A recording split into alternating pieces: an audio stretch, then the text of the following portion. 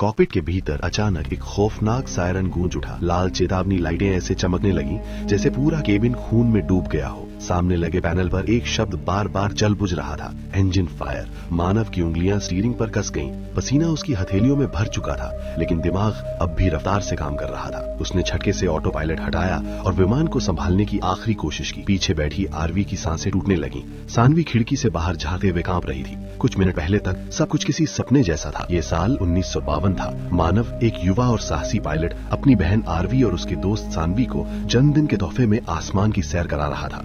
पुराना सिल्वर विमान बादलों को चीरता हुआ उड़ रहा था और नीचे दुनिया छोटी होती जा रही थी। लेकिन अब वो सपना टूट चुका था। अलार्म की आवाज और तेज हो गई। विमान बेकाबू होकर नीचे झुकने लगा। मानव जान गया कि अब लैंडिंग का कोई रास्ता नहीं बचा। उसने इमरजेंसी कंपार्टमेंट खोला और 3 पैराशूट बाहर खींच लिए। उसकी आवाज कांप रही थी, लेकिन शब्द साफ थे, हमें कूदना होगा अभी। सानवी ने नीचे देखा। अनंत नीला समुद्र, दूर दूर तक सिर्फ पानी और उसके बीच कहीं एक छोटा सा द्वीप, जैसे समुद्र ने किसी राज को छुपा रखा हो। आरवी ने डर के मारे मानव का हाथ पकड़ लिया। उस पल मानव की नजर सानवी से मिली। उसमें ऐसा डर था जो वो कभी किसी के लिए महसूस नहीं करना चाहता था। तेज एम्बुलेंस के बीच तीनों ने एक दूसरे के हाथ कसकर पकड़े। दिल इतनी जोर से धड़क रहा था कि कानों में आवाज गूंजने लगी और फिर तीनों ने आंखें बंद की और खुद को आसमान के हवाले कर दिया। हवा चेहरे पर चाकू की तरह कट रही थी। कुछ ही सेकंड बाद पीछे एक भयानक धमाका हुआ।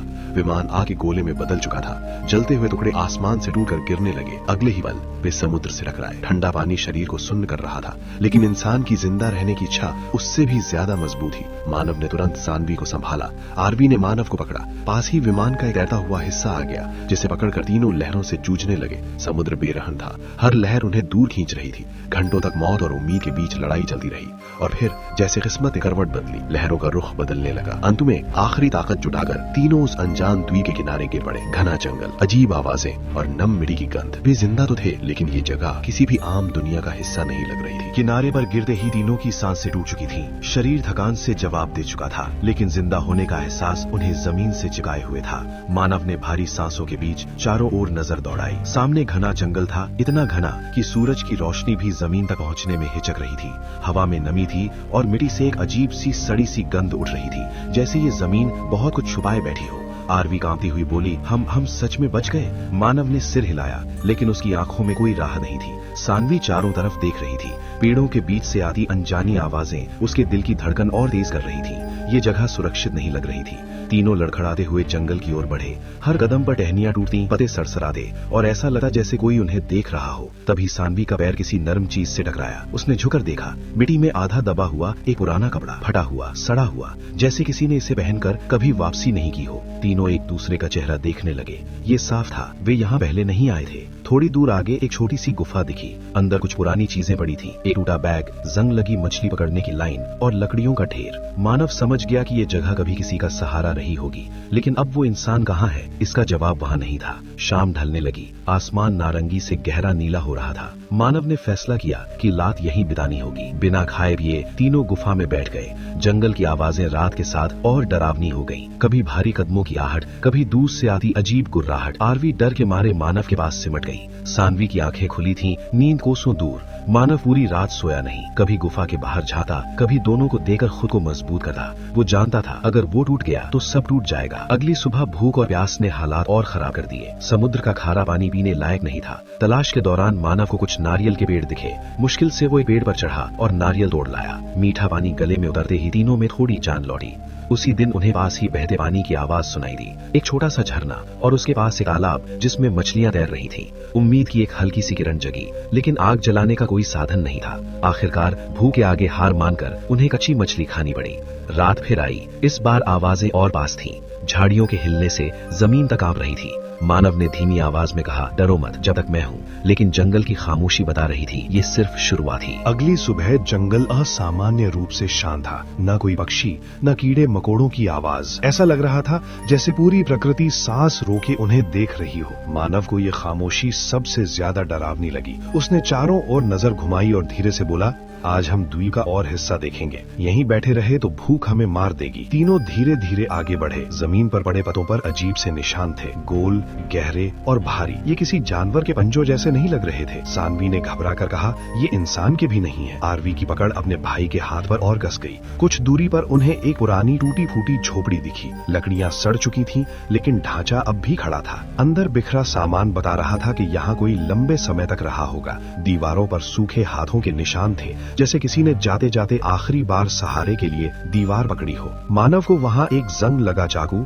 एक मैग्नीफाइंग ग्लास और सबसे अहम एक पुराना लाइटर मिला। उसकी आंखों में पहली बार उम्मीद की चमक आई। अब हम आग जला सकते हैं, उसने कहा। लेकिन उसी पल झाड़ियों में कुछ भारी सा हिला। धड़ाम, जमीन कांपी। तीनों के दिल एक साथ बैठ गए। झाड़ियों के पीछे से धीमी गहरी सांसों जैसी आवाज आ रही थी।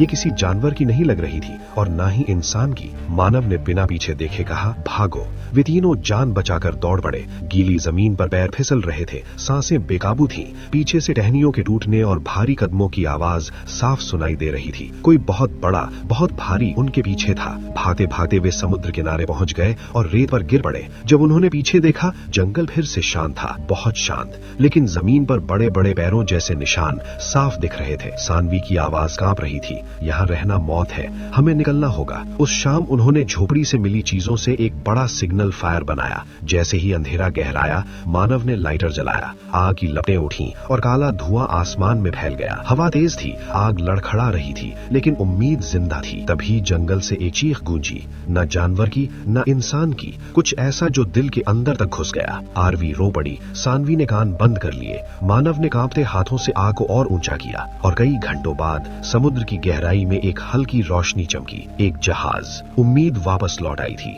लेकिन जंगल अब भी उन्हें देख रहा था। समुद्र के बीच चमकती वो रोशनी कोई भ्रम नहीं थी। एक जहाज धीरे धीरे उनकी दिशा में बढ़ रहा था। मानव पागलों की तरह दोनों हाथ हिलाने लगा। सानवी ने अपना लाल कपड़ा उतारकर हवा में लहराया। आरवी चीख चीख कर मदद मांगने लगी। उस पल ऐसा लगा जैसे कई दिनों से रुकी हुई सांसें फिर से चल पड़ी हों। जहाज की सर्चलाइट उनकी ओर घूमी। तेज सफेद रोशनी सीधे किनारे पर आकर रुकी। तीनों की आंखों में पानी भर आया। वे बचने वाले थे, लेकिन तभी जंगल के अंदर से वही आवाज फिर गूंजी। इस बार पहले से ज्यादा पास, ज्यादा भारी और ज्यादा गुस्से से भारी हुई। पेड़ हिलने लगे, झाड़ियां ऐसे कांपने लगी जैसे कोई विशाल चीज उनके बीच से रास्ता बना रही हो। जमीन के अंदर से गहरी कंपन महसूस होने लगी। सर्चलाइट की रोशनी जंगल पर पड़ी तो पेड़ों की परछाइयां डरावने आकार लेने लगी। आरवी डर से चिल्लाई, वो आ रहा है। सानवी ने कांपते हुए मानव का हाथ पकड़ लिया। मानव ने खुद को उनके सामने खड़ा कर लिया। दिल बुरी तरह धड़क रहा था, लेकिन उसने पीछे हटने से मना कर दिया। आग की लपटें हवा में लड़खड़ा रही थीं, पर वो बुझने नहीं दे रहा था, जैसे आग ही अब उनका आखिरी हथियार हो। जहाज से एक छोटी नाव पानी में उतरी। रेस्क्यू टीम के लोग चिल्ला रहे थे, इधर आओ जल्दी। तीनों बिना सोचे समझे समुद्र की तरफ भागे। लहरें तेज थीं, लेकिन इस बार डर से ज्यादा उम्मीद भारी थी।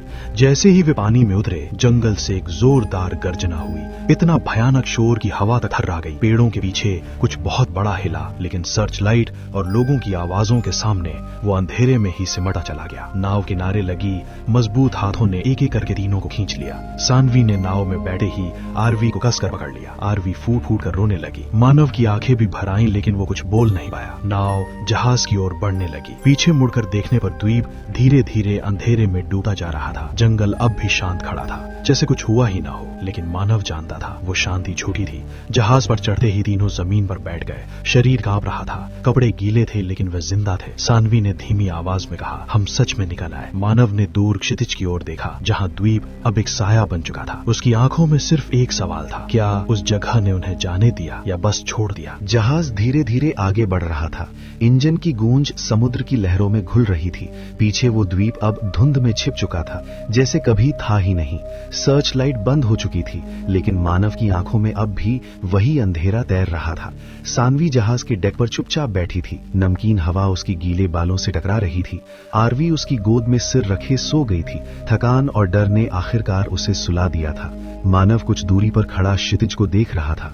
आजादी की हवा थी, लेकिन दिल के अंदर एक अजीब सा बोझ भी। रेस्क्यू टीम ने उनसे सवाल पूछे, कितने दिन फंसे थे, क्या देखा कैसे जिंदा रहे। मानव ने बस उतना ही बताया जितना जरूरी था।